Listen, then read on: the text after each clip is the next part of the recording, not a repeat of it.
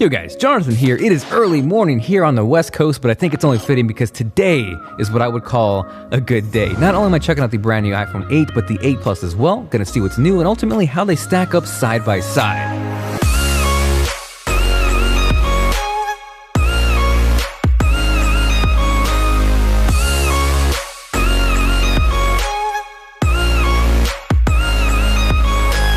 Now before I hop in, what would an unboxing be without a giveaway? So if you're excited for that, let me know by dropping a like down below. Huge shout out to 23andMe where you can discover more about yourself through DNA for sponsoring this unboxing and giveaway. Because of that, you have a chance to win either an iPhone 8 or 8 Plus. The choice is yours. Definitely make sure you're subscribed, and for the complete details on how to win, check out the link below. Now, I'm sure most of you out there have seen an iPhone unboxing or two, but if you haven't, and this is your first time, I'm gonna throw a virtual high five your way, and we're gonna experience this together. Inside the box, you have the USB wall charger and lightning cable, a wired pair of lightning ear pods, not AirPods. I am super used to saying that by now, and just in case lightning earpods aren't your thing, on the flip side, you do get a lightning 3.5mm audio adapter so you can use any pair of headphones. So now that we got the accessories out of the way, we are here for what we all came for, the iPhone 8 and the 8 Plus. This here is the gold iPhone 8 Plus along with the silver iPhone 8. And I gotta say, between all the colors across the board, including the iPhone 10, I think the gold is my favorite by far. Something about it that just screams classy, and I think the word that comes to mind with the gold iPhone is creamy, and because of that,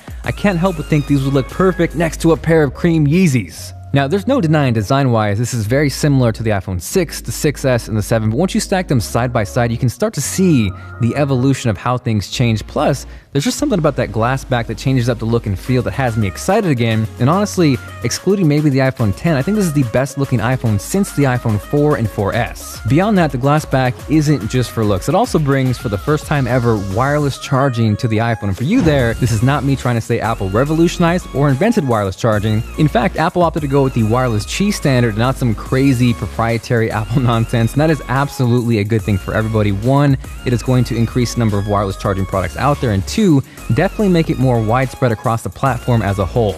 Now, stacking up the 8 and 8 Plus side by side, regardless of the size difference, you are getting the exact same A11 Bionic processor inside both these phones. In fact, that is the exact same chip found in the iPhone 10. So just in case the iPhone 8 or 8 Plus is more your thing, maybe you're not ready to give up that home button, it's nice to know you're not sacrificing performance across any of these. Now, if those are simply just numbers to you and it doesn't mean anything, to put things into perspective, that is on par with a 13-inch MacBook Pro, which is nuts to think about. Because of that, I am definitely going to see how it stacks up side by side against that MacBook Pro, a Galaxy S8, and if there's anything you want to see it compared to side by side, let me know with a comment down below. Now, as far as the displays go, while size or the resolution hasn't changed on these phones, what's new is True Tone display. It's a little hard to show off through video. I think I have an idea of how to do it. It's just going to take a little bit longer, so stay tuned for my full review. But essentially, it is this real-time adaptive white balance for your display, so no matter what the lighting conditions are, you're gonna have a better representation of what those colors are. So again, while the screen size or resolution hasn't changed, the iPhone 8 features a 4.7-inch display with a resolution of 1334 by 750,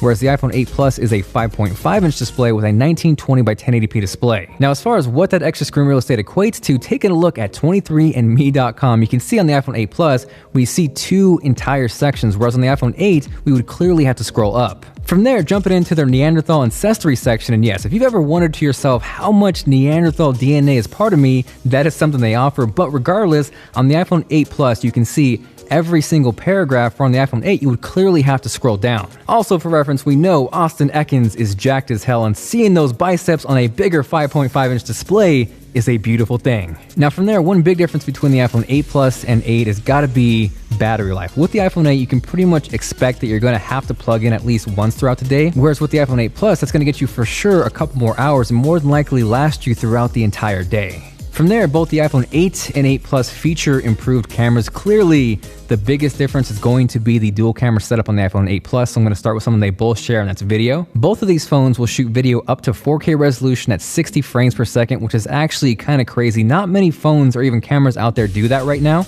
This video was shot in 24 frames per second, so I can't show off the 60 FPS here, but if you want to see a full 4K 60 FPS demo on the iPhone, let me know and I will get that out for you guys. Speaking of 24 frames per second though, there is now an option to shoot 24 FPS on the iPhone, so you're not going to have to download an additional app. You can do it straight from iOS. The other really impressive thing on both these phones is 240 FPS slow motion video at 1080p. Here is a quick test of Rich doing some majestic jumps, and the more impressive thing for me here is actually lighting here wasn't that optimal. It was getting closer to dark, so there wasn't a ton of light, but it still performed really well. I'm definitely going to be doing some more tests both on the 4K 60 side and the 240 FPS slow motion, but regardless, initial impressions on the iPhone 8 and 8 Plus, this is one of the most underrated features. From there, jumping into picture quality, this was shot on the iPhone 8 Plus, but it's using the main wide-angle lens, so it's something you can expect the exact same results on the iPhone 8 as well. Same thing here as well, and I love this picture here because of the dynamic range. Everything is sharp, we don't lose the dark areas, you can see how the color of those bike racks pop, and lastly,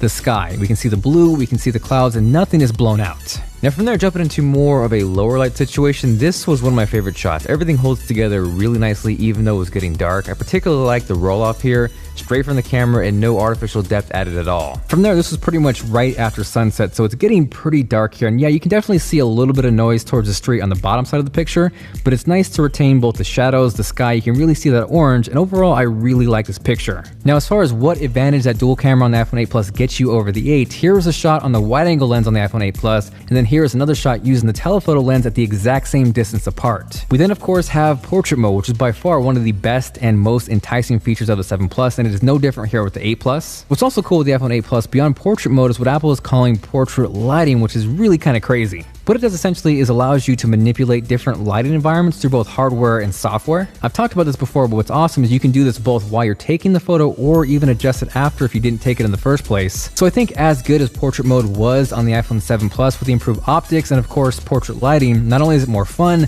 not only do you have more flexibility, it is just a better experience overall. From there, jumping over to a front-facing selfie test, this was shot on the iPhone 8 Plus, but again, because the front-facing cameras are the same, you can expect the exact same shot on the iPhone 8 as well.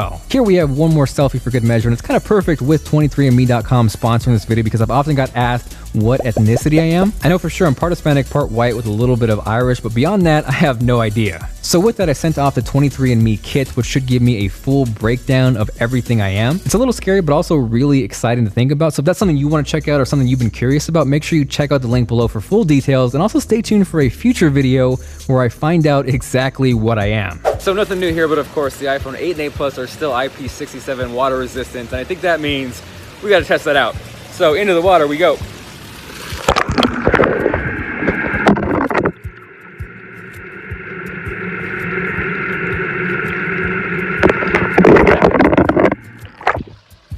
Looks good, it's clean, it's still recording, and I'm also curious to see, this is also a pretty good low light test. It's about 7:15. The light is getting sucked away pretty quick. So let me know what you think of the quality with a comment down below. Next from there, kind of utilizing both the cameras and the processing power of the iPhone 8 and 8 Plus, this was really kind of my first time to truly play with AR. I got a chance to mess around with Sky Guide, which is kind of amazing. It utilizes the compass with the cameras and augmented reality to give you this real-time look into the sky. It is kind of crazy. I think by far the most impressive thing for me wasn't how fast or how instant everything was. It was the fact that it could react and adapt to your environment in real time. So if you notice, if you look behind the tree, the text is actually sitting behind there, which is bonkers. So all in all, while I think the iPhone 10 is definitely the phone most people are waiting for, the iPhone 8 and 8 Plus still have a lot of really attractive features. You saw the power, the performance, the cameras, you have water resistance, wireless charging, and maybe you're not ready to give up that home button. That is something that is still here and readily available on the iPhone 8 and 8 Plus. Definitely gonna spend some more time with it, so if you have any questions or there are features you want covered more extensively, let me know in the comment down below. Aside from that, thank you guys very much for watching. This is Jonathan, and I will catch you guys later.